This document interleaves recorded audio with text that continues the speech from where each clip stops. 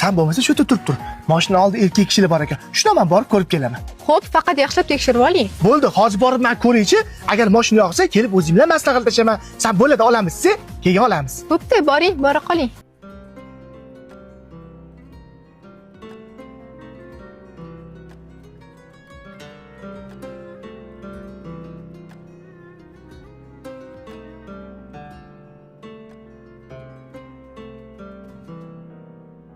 Nima bo'ldi ukam? Mashina senga ma'qulmi? Mashina menga ma'qul.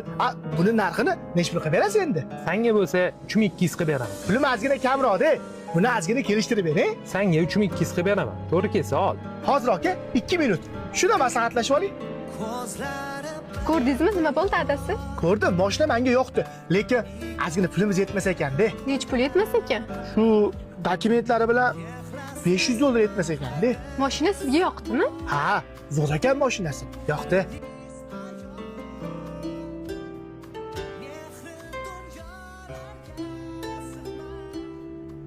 Mana adasi, sizga $500. Onasi, o'ylab chiqyapsanmi? Shu paytgacha sizga noto'g'rilik ko'rsatmaganman, aytganimni qiling, bo'ldi. Ha, bo'ladi onasi.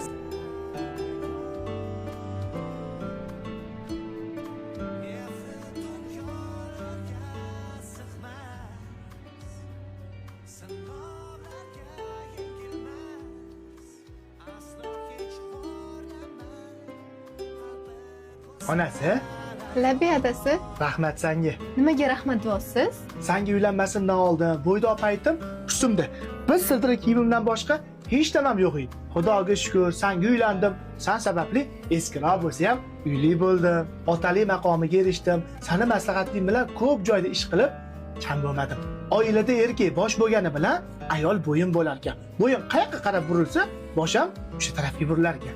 Onasi qisqa qilib aytganda, sen meni barakamsan.